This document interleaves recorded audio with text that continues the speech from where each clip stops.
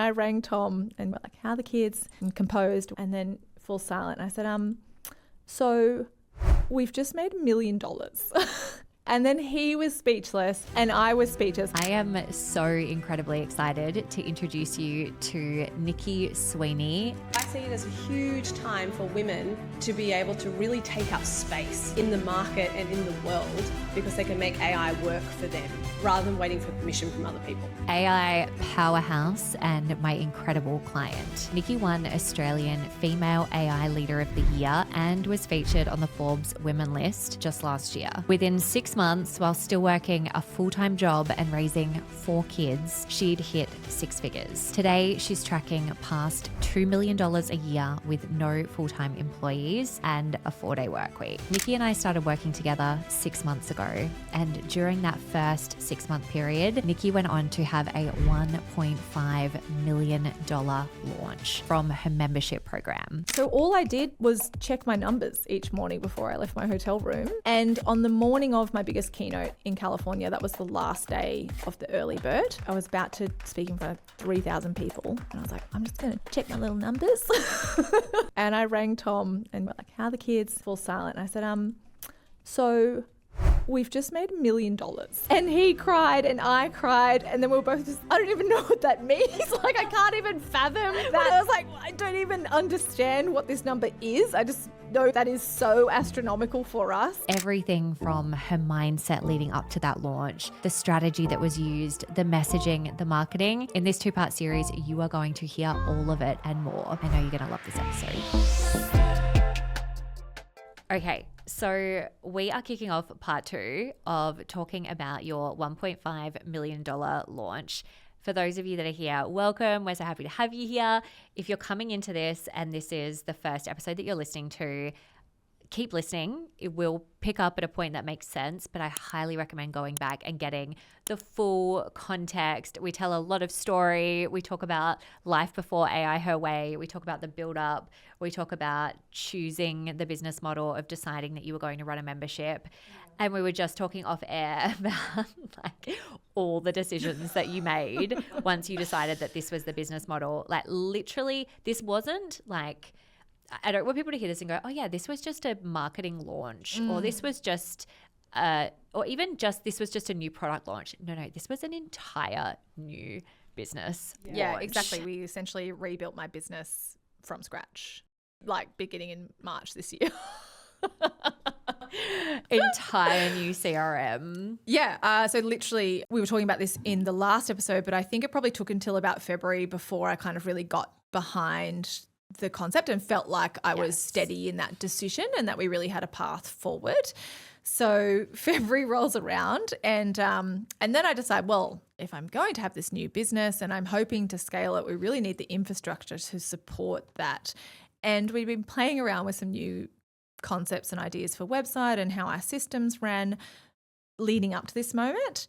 And so in like March, I decided to tell my team that we were changing our CRM, changing our website, Entire website. changing where the course would be, changing what community platform we used, changing our payment portal, changing the way that we tracked finances, changing which AI tools we were using, and then also building out an entirely new product. Yeah, so Claude became of the moment literally like 3 weeks before we started pre-launch. Yeah, exactly. So we had kind of workshopped what that pre-launch webinar masterclass taster would be. Yes. And we pivoted because I had just been posting about the developments in tech, how accessible agentic AI was. I'd been posting about the systems that were helpful in running my business, obviously posting also about Claude and skills, and those posts were just going nuts. Yes. So kind of in real time, we pivoted and I said, oh, look, I'm getting lots of traction around just what my AI systems look like. Yes. We were originally going to do this piece around how AI systems had been running my newsletter and how marketing how I'd focused. grown my mailing list and how, you know, we use these marketing systems to push out content and help support that part of the business. But we switched that at the very last moment, it felt, and just kind of said, let's just show everyone how I actually run my business and what this looks like, because the word AI agent is no longer obtuse to people. there's traction around how do I get this going in my business? And yeah, there's just been this huge flare up and huge subscription boost to Claude. And all of a sudden it seemed like everyone was talking about AI skills and systems, and everybody suddenly wanted to know what that actually looked like. I think it was such a smart decision because you were just really responding to the moment. And I remember us having one call and you were like, I'm creating the entire product right now and I have to make so many changes. And it was really good because you were so clear from the get-go. And this is one of the things that makes you so unique and different is you were like platform agnostic, has to be platform agnostic because the tech's going to continue changing. Like that's always been such a big part of what you do. And that was put to the test. No one would have known that. But in the product build, like you were literally, I think, halfway through the product build and it was like ChatGPT overnight was dead and everyone had moved to Claude. Yeah. And I'd always built it as agnostic, but then there was this huge market demand for Claude specific things.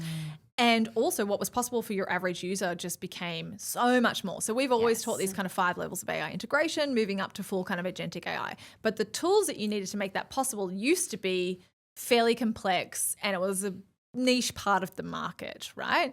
And then almost overnight with things like Codex and Claude Code, it suddenly became accessible to everyone.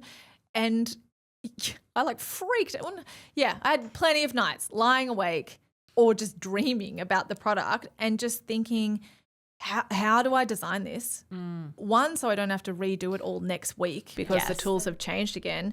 2, so it actually delivers value to my audience and is accessible. And 3, so it's responsive to the next wave because I know the next wave will come and I know that my audience will say, oh, but where's the video about insert whatever the flavor of the month is. So working out what the product would look like took ages. I made so many versions of that product, like versions I didn't even bother showing you, but like I got lost in my home office listening to like Latino trance music for hours on end, just vibe coding and testing all these different ways of structuring that product. Because what I was also really focused on is not just being an education platform, but providing as much as I could do a done-for-you AI operating system out of the box so that you can run your business with the same AI systems I do on day one of joining our AI for Impact Hub. I didn't want just a collection of videos that talked about the theory. So that was a really big driving force. And to get that right, and again, I know it will always evolve and iterate, but to get it to the point that I felt proud of it, that took work.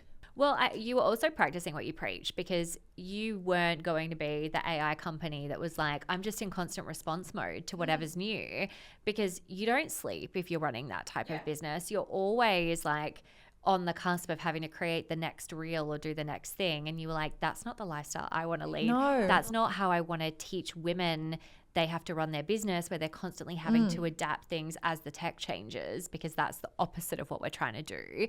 And like that, again, just seeing you and was so inspired by your intentionality around that process of going, I know what this needs to look like and it's just going to take me a bit to get it right, which is why you shut down your business. I did, for exactly. 2 weeks. Yeah, because, I think a lot in the AI education space, it tends to be a collection of like tips, this is how I do my carousels with Claude, or like this is how I use, Otter to like break up my podcast and repurpose content. Algorithm loves it. Yeah, and you have these short tutorial videos. I imagine those platforms are full of like short tutorial videos about how to do one-off things. Yes. And for me, that's not a systems approach, but it's also not scalable. You just fill your business stuff and that doesn't actually move the needle. So that was the intention. And to do that, I shut the business down for 2 weeks. To one, give my business manager time to finish the CRM and all the systems and onboarding and all the funnels that we would need in order to execute and launch the AI for Impact Hub. And I took those 2 weeks to actually build the AI for Impact Hub. So literally we put an out of office on and I just said like, this is what we have to do because otherwise it's not going to be finished and I'm going to launch a product that I don't feel proud of, and that will come through in the messaging, let alone the experience. Totally. But I knew that would carry through to how well I executed because I'd be like, oh, don't look too close. Yes. So often, people will go to launch something and they focus so much on the marketing and very little on the product. Yeah. And so often they'll go, oh, why didn't that work? Like, did I need to change my launch strategy or my messaging or my positioning? And 9 times out of 10, it's like, no, it's just that your product wasn't good enough. Yeah. And we were very much the opposite. Very much the opposite. You know, even though the result might suggest otherwise, like we went into this, I just wanted something that I could be proud of. And I remember saying to you, I'm actually less conscious of the launch and I more just want to use it as a date that I have to do the product by. And I just want that due date so that I stop saying yes to other things and I actually say, all right, Nici, you've said you'll get it done by the 1st of April. Yes. You have to deliver this thing. Well, in some ways, it's really interesting you say that, because the way I saw it was I was like, well, it's really my job to just add all of the strategic scaffolding for the marketing. So I saw that launch as being key because I knew it had the potential to be very amazing. But I was like, that's where I just need to come in and be like, this, then this, then this, then this, so that you could really focus on your product. And I think that was what made it so easy, because you were like, once you got it and you knew your product was good, you were like, okay, let's do this. I'm so ready. Yeah. I mean, I think I remember saying to you, like, you can just tell me what to do. Just tell me, like, give me a list. I will like, do all the things. I will. And we did. Exactly. Because, you know, I was like, once I have that, I'm fine to, as I said in the last episode, like I have no problem executing. Yeah. I love what I do. So that's not what I shy away from. It was more the narrowing of the scope and the goal rather than you are able to do everything. So I am doing everything. It was, okay, this is the list of things I need from you, Nici. And once we had the product, I felt like that was just very much a kind of tick and flick. So true. And in that process, we kept coming back to pieces that are the basic fundamentals of business over and over again. Like, I'm just thinking about conversations we had during that time. It was like price point conversations. And then it was like, well, what's the messaging around this? Well, who really is that ideal client? Like, I think we asked each other that question, you know, who really is that ideal client, so many times, because we were getting narrower and narrower. And because of the work you've done today, you were so able to drill down, but we had to decide and lock in and commit on repeat who that exact ideal client was. And because I'd often kind of waver a bit, because again, as I talked about, my particular type of work means that I touch almost every industry you can imagine. I also have a heavy chunk of enterprise corporate clients. I have a large portion of mumpreneurs, solopreneurs, and I have a large proportion of people in the education industry. They are wildly different sectors, and it took a lot of that iteration to focus on which one of those audiences was I going to speak to at least this time, not forever, but for this time. And I remember you kind of really holding me to that, and many times me kind of, again, lying in bed going, oh, I've chosen this path, but maybe I should do that path, and just really feeling that out. Yes. And in the end, we actually wrote several sales pages and landing pages. And I remember you coming back, Ellie, with the one that I had written for women and entrepreneurs and small business owners, and you saying like, oh, I barely have to give you edits because this just speaks to that person, because I'm that person, right? And you're that person. And, you know, we hang out with those people. And so it was after that feedback that I just went all in on that path, because, again, it aligned with my mission. And not that I don't want to help those other audiences, but I always come back to that saying, if you're trying to do everything for everyone, you do nothing for anyone. Exactly. So that's where we kind of chose AI Her Way, was really focused at predominantly women and very much in that entrepreneur, small business owner space. What did you find hard then about mapping out the marketing, the positioning, the launch? Because, and again, this is like where we straddle the line of, you went away during the launch and you did sweet FA because you'd done everything beforehand. But I just want to like call out the intentionality, because you were very organized, and we did a lot, like we planned a lot beforehand. And that process was new. Yeah. You know, doing that, like doing an online launch. Ever. And again, like calling that out, because there'll be so many people listening where it's like, I've had people say from the outside looking in, it looks so expertly done. Yeah. And you're like, this was my first time. I know, this is my first launch, everyone. Yeah, that's wild. And it's so good for people to hear that because they can see like, yes, yeah, you can do this too. I did not have a rinse and repeat formula. I did not have pre-existing emails that we had sent that had Every worked sequence well. done from Yeah, scratch. I did not. I'd never run a masterclass funnel before. Like, obviously I do a lot of public speaking, but that's for other people. I had not done a masterclass for me before. I'd done a couple of free ones in the past, but never with the intention that you sell them on something afterwards. Like, I didn't have any of that infrastructure. Our CRM was brand new. Like, this was all brand new territory for me. Anyone that knows me well knows that I love color coding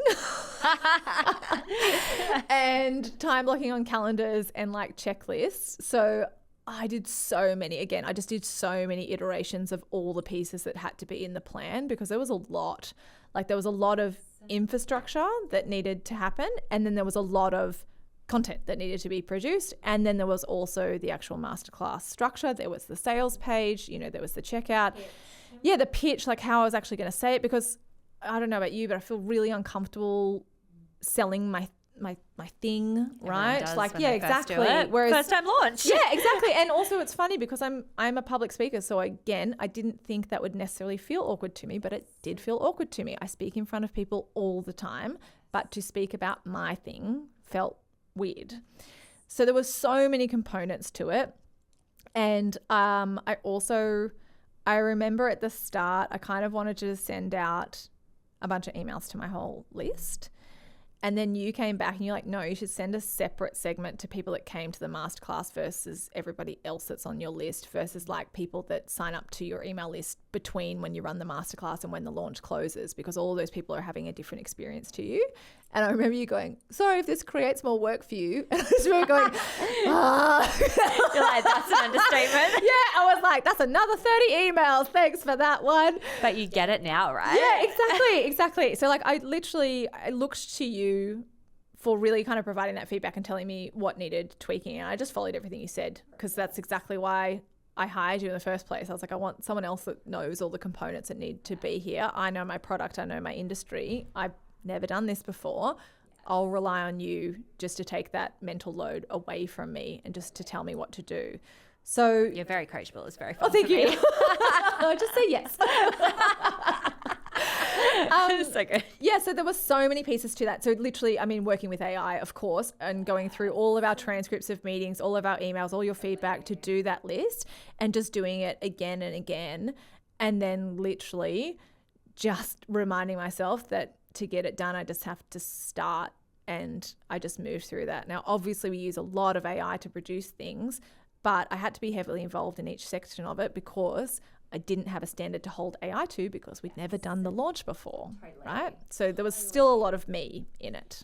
So just for everyone listening, just to speak a little bit to the structure of that launch. So what you did so well was we knew that at that time, lead magnets related to anything new, AI, like you tested so much during that lead magnet process, and that really helped us to get clear on what the full launch messaging was actually going to look like. I love that you're like, did you forget this bit? No. It's all a blur. Because you did this so well. So there were just so many different lead magnets that you had going, and you were making lots of different ones based on, I think you were excited, obviously, because you were talking about so many different pieces at the time. There was a lot of AI news. There was a lot of AI change. There was a lot of Claude content. But that was a really key piece of the strategy, to get in so many of those leads. So if you're listening, because what was your email list before this launch? I reckon before I started that little explosion of, because again, those lead magnets weren't actually intentionally meant to lead to this product. It's just that we shifted and went, that worked really well. It turns out we don't actually have to launch this side lead magnet that we kind of had planned. So I was just sharing things because it was just a moment in time where people wanted to know more about these things. And I thought, well, great, I'll just make a Notion page and link that to ManyChat. You know, it was really kind of not a lot of effort for me to do those things, but they just went gangbusters. So I think when we started that sort of process, I think my email list was probably around the 6,000 mark. And by the time we got to masterclass, it was around 11,000, which was only, I want to say, all up, we had 2 weeks lead in to that point. So in 2 weeks, I grew my list by around about 5,000. I think this is also the moment where we tell everyone how much money you spent on ads. Oh, yeah. Let's go there. So pre-launch, so you did the lead magnets for Yes. 2 weeks. Yes. And then went into selling the masterclass. How did you communicate that? And what was your breakdown of media buy? Yeah, amazing. So we started talking about the masterclass. Yeah, so we were promoting the masterclass for those 2 weeks in amongst those lead magnets, leading people to the registration page. In the end for our masterclass, so my goal was to have 1,000 people register for the masterclass. That was the pie in the sky. Like if I can get 1,000 people in, we're probably pretty good. In the end, we had 5,352 people register for our free masterclass. I had to upgrade the wazoo out of my Zoom subscription for that one. And to get those 5,500 people to register for our masterclass and added to our email list, we spent exactly $0 on ads or extra marketing or extra resources or extra tools. We spent nothing. This was a completely 100% organic launch. Yep, 100%. And because we had all these moving parts, right? You remember we changed CRMs, we changed websites, we changed platforms. I changed my team, finances, the structure, and I built out an entirely new product. So I remember Ellie said you can consider paid advertising to really, because I remember you said, if you really want to be sure of those 1,000 people registering, we might want to consider paid ads. Otherwise, happy not to do it this time. And I said, oh, look, Ellie, I actually can't. I don't have bandwidth to learn another new thing. Because that was also, I've never done paid ads before. So that was also a whole new thing. So and I just kind of said, let's go second time. Yeah, let's just bring it in later. I'm happy to be happy with a less result because I am focused on product and I don't want to jeopardize the product by also starting to execute paid ads. So yeah.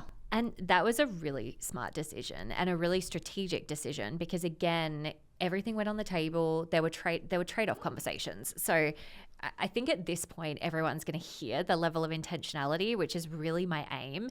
Every single piece was discussed and decided on. Yeah. So it wasn't and I think, again, because the result was so amazing, you're like, we did this incredible thing, which is also true. And the behind the scenes is it's everything was a choice. And you were like, you know what? If I'm going to have less people, sure. The other piece that I think you did so well though is you went, okay, if I'm not using paid ads, I'm going so hard on organic content and what's required of me? What does going hard on organic content look like? Yeah. And I did a lot of posts in that time. I really throughout this process, I've cranked up my marketing also because I've started enjoying it more again because there's new things to talk about and, I have perspectives and I'm leaning into not being so afraid to share your viewpoints and, those contentious remarks. So it's becoming more fun for me. So mostly it felt enjoyable, but I also just posted a lot and from a lot of different sorts of angles and really lent into what does my business actually look like? What is the lifestyle that I have right now? What is the difference between just using AI tools and actually having AI systems? What are the things that other people are doing that is the thing that I don't do? Why is being tool agnostic important? Why is having ethical AI important? All of that kind of stuff. And it all just drove to the masterclass. And again, because we have so many AI systems running in our business, we are not a business that just uses Claude, but we have whole processes managed by AI. It really piqued people's interest about what that actually looked like. And of course, that's what the masterclass promised to break down and show them. Yes. So yeah, I think I was posting, at least a couple of times a day throughout those 2 week period. Yeah, I feel like you really ramped it up to 2-3 times a day, which is amazing. And again, you were doing so. You were working with Claude and your systems and agentic support to be how can I do this in a really smart way? Exactly. I was capturing our sales page and asking AI to repackage that into socials. And I was also just voice dumping my own perspectives. And I was also getting Claude to trawl through transcripts of past podcasts and sessions that I had done to pull out my voice to just repackage a lot of it. So, I definitely didn't spend hours manually doing marketing and neither did my team. But there was a lot of content that went out. Yes. Okay, so something that I want to share from when you were coming up to the masterclass, which I think will be so useful for people, is your mindset. I remember you saying to me leading up to the masterclass when you were kind of getting close to that final number, because, you know, I think it's a week out and it was like 4,000 and then it just kept building. And you were really excited.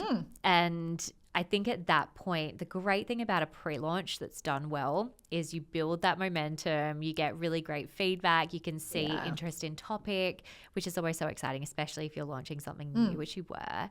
And I should say as well that a lot of the time, and I definitely teach this, you know, in other scenarios, there is a case for don't build the product yet before you sell the thing. And we talked about that as well. And also you built the first iteration of the product. Like you were really clear on, well, I'm happy to build this thing and then I can evolve, change, add to it, all of that.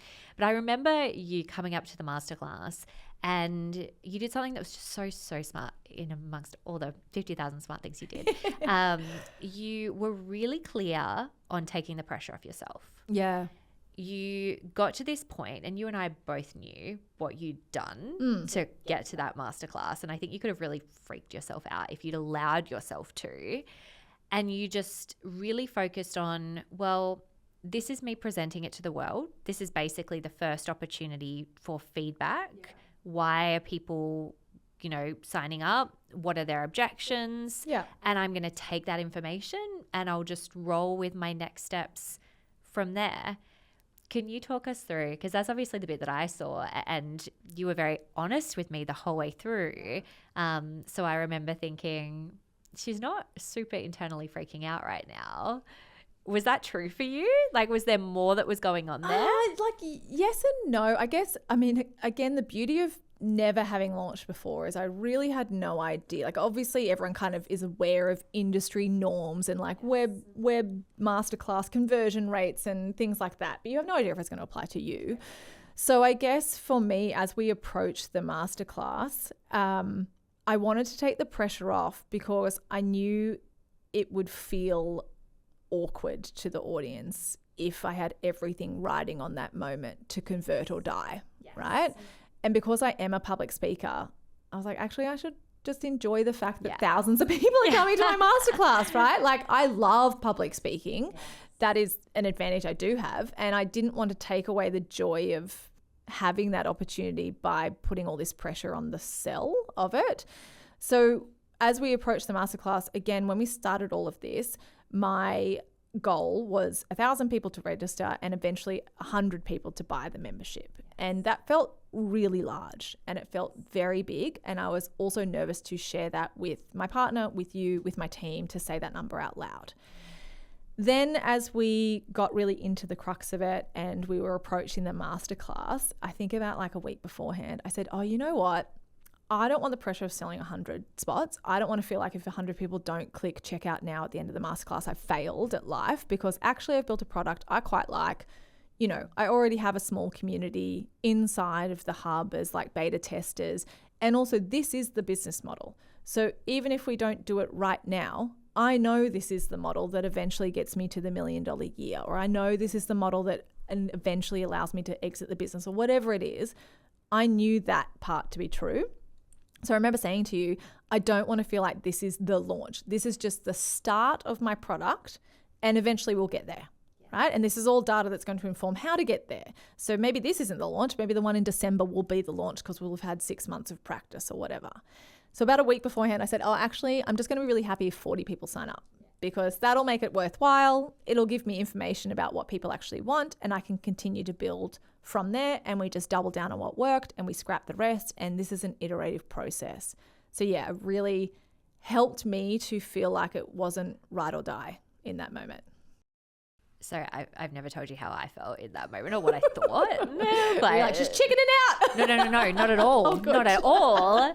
I mean, I would never speak that way about you on the mic ever, but I genuinely didn't think that. I thought the opposite. Okay. I was like, this is about to be really fucking big. Oh, well, and she has no idea. Good that you didn't freak me out. Well, I remember. This is Don't tell her, keep her calm. Well, it's just like, it's funny reflecting on these moments, because I just remember thinking, you don't need pressure right now. And I work with high performing women. Like, Yeah. You are my client to a T. I think about all the incredible women I support in my mastermind, and often we don't need that externalized pressure. Yeah. And so there are times when it's like, maybe your goal should actually be a little bit bigger. And then there's times to just nod and smile and be like, That's you cool. got this. You're going to be Yeah. amazing. Have fun. Yes. And I think I said to you, have fun. Yeah. Like, this is going to be really great. Exactly. And so it's that really fun thing about any partnership or any moment in time where it's like, you know, you've just got to work with where you're at. And at the time, I remember being like, I get not wanting pressure on this right now. Like, I really understand that. Yeah, because again, just coming back to, we built this business model for where I wanted to be. I didn't need to be there tomorrow. Yes. Like, you know, as long as I had 10 people sign up, it would have made it worthwhile for me to be like, cool, I made the product. Somebody wants it. I'll see what they say about it and build the next version of it. But it was that we had this scalable model. We had this model that was going to give me the lifestyle that I ultimately wanted and going to allow me to make the impact that I ultimately wanted. So I really wanted to keep that vision in mind instead of putting all this pressure on this one moment, because I didn't want to feel like if it didn't work out to that point, it was not worth it. Totally. Because of course it's worth it. You know, I'm in it for the long game, not for that instant gratification. You were locked in. Yeah.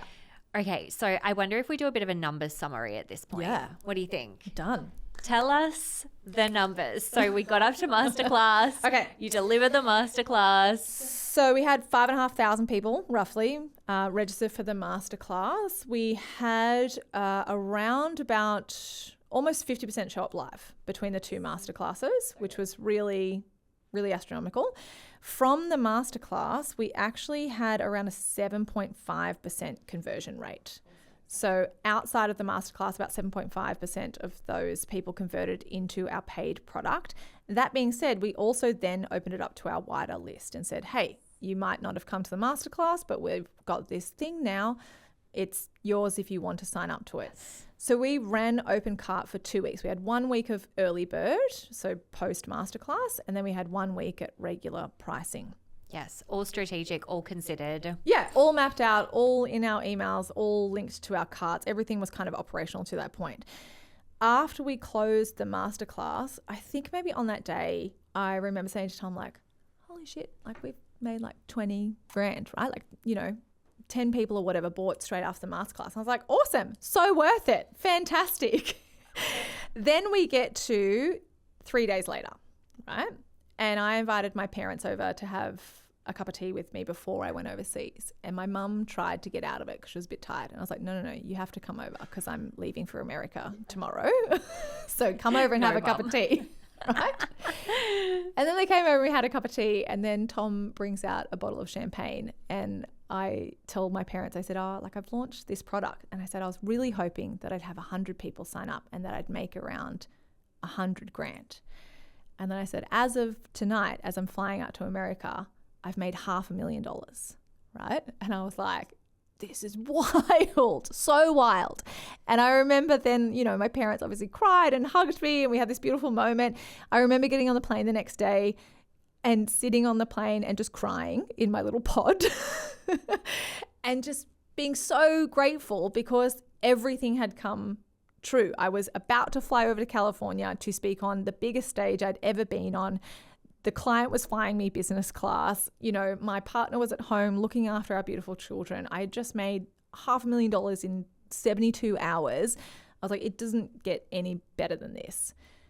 But then I'm in America traveling. So I spoke in California. I then went to New York. I then went to South America for another speaking gig. And I intentionally really wanted to enjoy it. Because, you know, I'm like, I don't know how many times I get this opportunity. I don't want to sit at my computer every day just because I'm launching. I want to see New York. I want to see California. I want to make new connections. I want to go to the hotel gym. Like I do not want to sit at my laptop. So I made a really intentional choice, even flying over, because I had this thought, right, Ellie, where I was like, oh, this could be really big. And my first instinct was to say, okay, it could be really big. I better put all of my effort in there and make sure it's as big as possible. And I had to really talk myself out of that because I was like, no, we did this for the life. Yes. If I burn myself and answer every question and jump on Instagram lives every day and try and do all these sales calls or I'm in my inbox every day, I'm going to be so spent by the end of this, and I'll have wasted the opportunity that I'm halfway around the world able to do something. So all I did was check my numbers each morning before I left my hotel room. And I think maximum I sat at my laptop twice while I was having my morning coffee just to tweak a little bit of wording in some of the emails that were going out, right? And on the morning of my biggest keynote in California, that was the last day of the early bird. And I was about to speak in front of 3,000 people. And I was like, I'm just going to check my little numbers. Yeah. And I checked them. And then I messaged Tom and I was like, can I call you? And I rang Tom and, we're like, how are the kids? And composed, whatever. And then full silent. And I said, so we've just made $1 million. And then he was speechless and I was speechless. And I was like, we've made $1 million. It's been 7 days and I have made $1 million in this launch. And at that point, I think it was about 650 type people were inside of the hub. And he cried and I cried. And then we were both just like, I don't even know what that means. Like, I can't even fathom that. What does it look like? Yeah, I was like, I don't even understand what this number is. I just know that is so astronomical for us and, so life-changing and in such a short amount of time, but also just so amazing that so many people were saying yes to what we were doing and were saying yes, like quite literally while I'm, having hotel dinners and like catching up with girls that I've only been on online affiliate summits with and like just all of this amazingness and getting my hair and makeup done. And the entire experience was like living in a Twilight Zone amazing dream where the Pinterest board came to life in that session. And I remember asking to call you and you were like, is everything all right? I'm like, oh yeah. Well, it's like context because everything was going so well. Yeah. I remember, again, things I haven't shared with you that you wouldn't say out loud. I remember thinking, like we'd had like a tech snag like early on for something small. And I remember saying, oh, cool, our tech snag's done. Like, we don't need to worry about that. I can't remember what it was for. But I just remember being like, everything is going so well. And so you're like, can I call you? Like, can you talk? And I was like, is everything okay? Yeah, because I'm like halfway around the world. Around the world. And I was like, oh gosh, I hope everything's good. Like, what's going on? And I was like, absolutely. Like, I can't remember what I said. Can't talk now. Can we talk tomorrow? Yes. Yeah. And then I called you. I was literally waiting for a cab to go to the speaker dinner after the talk. And can I say where I was? I was in my car about to get out to go get a coffee, like in South Fremantle. We both live in like these gym small morning, towns. Yeah, right? Yeah, exactly. So it's like evening for me. I'm going out to the speaker dinner. You're getting up for the day. And yeah, I remember calling you and being like, Ellie, like, we've just done this. And then you were so lovely and you started crying. And I started crying again while I'm waiting in this taxi line outside of my hotel. And then I was like, I actually can't talk and I really want to talk to you and I want to celebrate, but I like have to go to the speaker dinner. But I just had to tell you that like we did it. We did this massive, massive thing. And so, yeah, went out to the speaker dinner. Then I went to New York for 4 days, living my best life, like took myself out to dinner. I went dancing to 2 a.m. in Brooklyn. Like I just had the most amazing time. Went to South America, gave a keynote. And on that next morning, the day before I was due to fly home is when my cart closed. Right, so it'd been this awesome journey. At this point, I hadn't updated anyone else outside of Tom and you, right? You're the only two people in my life that knew how it was even tracking since I'd told my parents that, I was on track for $500,000. So that day before I leave South America and fly back, I check. And at cart close, we had sold 896 spots inside of the hub from a starting goal of 100, which was downgraded to 40. And we bought in just over 1.51 million in contracted value. So people signed up for quarterly payments or paid in full. In cash, we made around 900,000. And for the first time in my life, the first time of many, the first time in my life, I had over $1 million sitting in the bank account, which is insane. And I didn't tell anyone for quite a few hours because I just wanted to sit with it and I wanted to sit with the gratitude, and I wanted to sit with that feeling of what we had just done, and I wanted to sit with, this is so impactful, because think about how many people we're about to teach this to, and think about the ripple effect of that, and think about the entire mission around empowering women. And now we've just got 900 of predominantly women. We also have men inside our community, because there was lots of men reaching out going, is this only for women? I want to join. Inclusivity. Yeah, exactly. I was like, women with an asterisk. Like, you know, if you love us, you can come in. So just like all of those massive moments, and the fact that this was a dream a moment ago, and literally we only put it together in March, and now it's April, or it was the very start of May, and I had just changed my entire business trajectory. I changed our entire business model, and I changed my whole family's life. Like, it's such a big feeling to sit with. But that night I called my parents underneath the pretense of like, I'll just check in before I hop my flight. And my sister joined the call. And, you know, my parents and my sister have been such champions throughout this whole journey, and always there every time I kind of want to like spitball something. They're really amazing. My mum was a CEO. You know, my sister is a really great strategic thinker, so I really value their input. And we were kind of chit-chatting for a while, and I was like, oh, I've got to tell them. And I was nervous to tell them because I kind of didn't want the moment burst for myself. But it got to this silent moment. I said, oh, I've got something kind of big to tell you guys. And they were like, oh, what? Are you okay? Yeah, exactly. And I was like, oh, I've done something fairly massive. And then, I said, I've launched this hub. And this is the first time my sister's even hearing that I have a product, by the way. And I said, oh, yeah, I've launched the hub. And I said, and cart's closed. And I said, oh, we've made over $1 million. And then they just burst out crying. They're like, what? And I'm like, oh, we've actually made $1.5 million. And then I was like, and it's a membership. So that now happens again next year.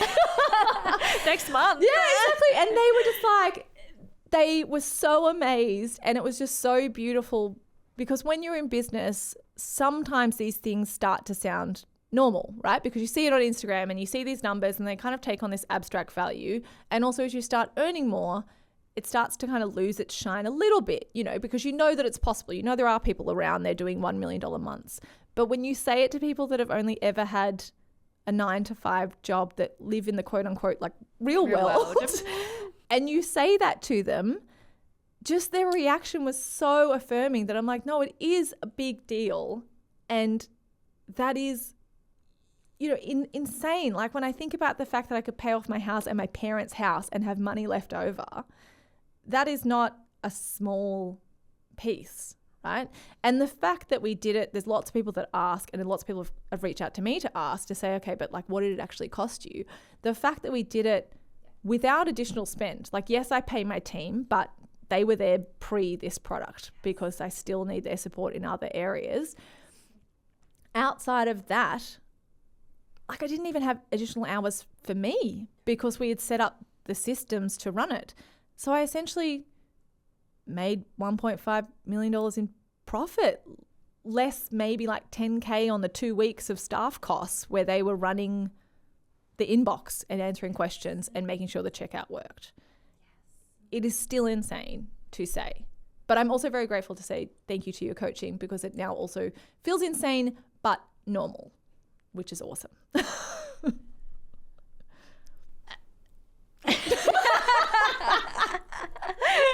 I want to be like, edit that bit out or I'm speechless, but the team are probably going to be like, nope, we'll just keep that bit in. I said this to you at the very start, that I wanted this to be can you talk about this to share what is possible? And I love the way that you have, because I hope that everyone that's listening can see all the pieces, all the intentionality, all the strategy, all of the build.